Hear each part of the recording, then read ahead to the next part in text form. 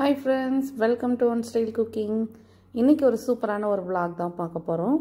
நம்ம ஒமான்ல ஒரு வீடு வந்து இப்போ ஷிஃப்ட் பண்ணோம். அதாவது ஒரு வில்லால இருந்து ஒரு அபார்ட்மெண்ட்டுக்கு தான் ஷிஃப்ட் பண்ணோம். ஸோ அந்த வீடு பால் காய்ச்சி தான். நம்ம ஒவ்வொரு ஊர்லேயும் ஒவ்வொரு விதமான பழக்க வழக்கங்கள்லாம் இருக்கும் இல்லையா? ஸோ வாடகை வீடு மாறுறது, அதுவும் இங்கே ஒமானில் எப்படி ஷிஃப்ட் பண்ணுறோம், என்னென்ன திங்ஸ்லாம் கொண்டு போகணுங்கிறத ஒரு சின்ன ஒரு vlog-ஆ நான் உங்களுக்கு ஷேர் பண்ணுறேன். காலையில் வந்து பிரம்ம முகூர்த்தத்தில் தான் வந்து பால் காய்ச்சலான்னு பிளான் பண்ணோம். 4 to 6 வந்து நம்ம கண்டிப்பாக பால் காய்ச்சிடணும்னு சொல்லிட்டு காலைல 4 o'clock எழுந்துச்சிட்டு ஒரு 5 o'clock கிளம்பியாச்சு வீட்டில் இருந்து. பசங்கள்லாம் வந்து வீட்டில் தூங்கிட்டு இருந்தாங்க. முதல்ல வந்து நிறை குடம் தண்ணி எட்டு போகணும்னு சொல்லுவாங்க. இங்கே வந்து குடம்லாம் கிடையாது.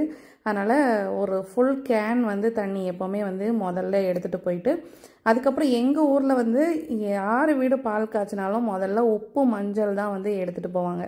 ஸோ எல்லாருமே வந்து உப்பு மஞ்சள் வாங்கிட்டு போவாங்க. ஸோ அதனால் உப்பு மஞ்சள், அதுக்கப்புறம் ஒரு பை அரிசி, இந்த மாதிரி பேசிக்காக உள்ள ஐட்டம்ஸ் எல்லாமே வந்து வாங்கிட்டு போயிட்டு முதல்ல வீட்டுள்ளே வச்சுட்டு, அதுக்கப்புறம் தான் வந்து பால் காய்ச்சறதுக்கு வந்து அடுப்பு தான் வந்து இண்டக்ஷன் ஸ்டவ் எட்டு போகாமல் கேஸ் ஸ்டவ் தான் எடுத்துகிட்டு போயிருந்தோம். ஹஸ்பண்ட் வந்து அதை மாட்டிக்கிட்டு இருந்தாங்க. இந்த சைடு நான் ஒரு சிம்பிளாக ஒரு கோலம் போட்டுடலான்னு சொல்லிட்டு ஒரு கோலம் போட்டுட்டு இருந்தேன். கலர் பவுடர் எதுவுமே இல்லை. நார்மலாக இந்த வெள்ளை கலர் கோலமாவை வச்சு ஒரு சின்ன ஒரு கோலம் போட்டுட்டு, அதுக்கப்புறம் வந்து நம்ம கிச்சனில் வச்சு தான் வந்து பொங்கல் விடுவோம் இல்லையா, பால் பொங்கல் விடுவோம் இல்லையா, அது பக்கத்துலேயே வந்து சாமி கும்பிட்டுலான்னு சொல்லிட்டு கிச்சனில் அந்த கேபினெட்லேயும் ஒரு சின்ன கோலம் ஒன்று போட்டு, நைட்டே வந்து வாழை இலை, அதுக்கப்புறம் பக்கத்துலேயே வந்து அருகம்புல் எல்லாமே கிடச்சிது, அதையுமே வந்து பறித்து வச்சுக்கிட்டோம். இந்த வாட்டி சாமி ஃபோட்டோ எதுவுமே நான் எட்டு வரல.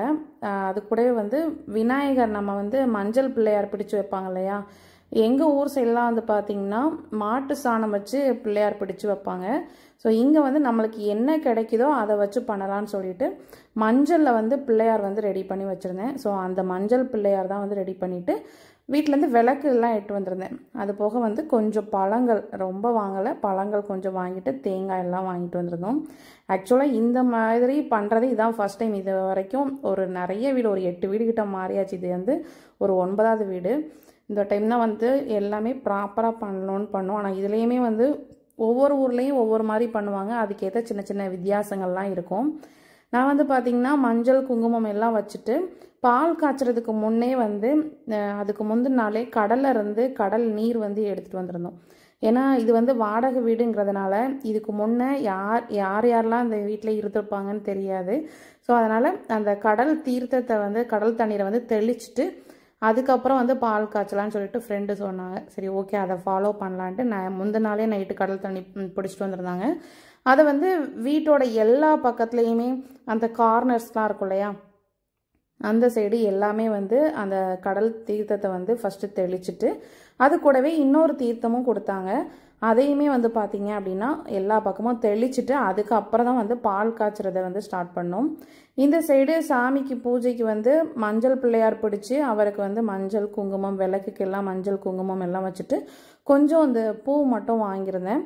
ஸோ அதையும் வச்சு அருகம்புல் எல்லாம் விநாயகருக்கு வச்சுட்டு, அதுக்கப்புறம் அடுப்புலையும் கொஞ்சம் மஞ்சள் குங்குமம்லாம் வச்சு அந்த தீர்த்தம் சொன்னேன் இல்லையா, அதையெல்லாம் தெளிச்சுட்டு வந்து பால் காய்ச்சறதுக்கு வந்து ஸ்டார்ட் பண்ணோம். நம்ம ஊர்லங்கிறப்ப புது வீடுங்கிறப்ப நம்மளுக்கு வந்து மாடெல்லாம் உள்ளே கூட்டு போய் நம்ம பூஜைகள்லாம் பண்ணுவோம், ஹோமம் வளர்ப்போம், இந்த மாதிரி நிறைய ப்ரொசீஜர்ஸ்லாம் இருக்கும் இல்லையா. ஆனால் இங்கே வந்து நம்ம அந்த மாதிரி எதுவுமே பண்ண முடியாது.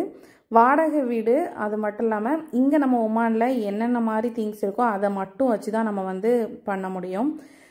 இதுவும் நாங்கள் வந்து நிறைய இடத்துலலாம் வந்து இப்போ மஸ்கட்லேருந்து சோஹார் ஷிஃப்ட் ஆனோம். சோஹார்லேருந்து மஸ்கட் ஷிஃப்ட் ஆகிறப்பெல்லாம் வந்து நம்ம திங்ஸ் எல்லாமே கொண்டாந்து இறக்கி வச்சுட்டு அப்புறம் தான் அது கூடவே வந்து பால் காய்ச்சற மாதிரி தான் இருக்கும்.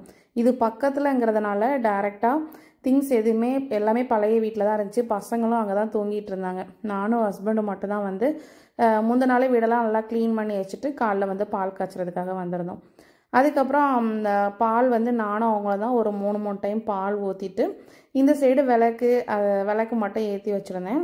பால் பொங்குனதும் அதுக்கப்புறம் ஊதுபத்தி எல்லாம் காமிச்சிட்டு, அதுக்கப்புறம் நம்ம பால் காய்ச்சின அந்த பால் இருக்குல்லையா, அதையும் ஒரு கிளாஸ் வச்சு சாமி கும்பிட்டுட்டு அதுக்கப்புறம் தேங்காயெல்லாம் உடச்சி கற்பூர ஆராத்திலாம் காமிச்சோம்.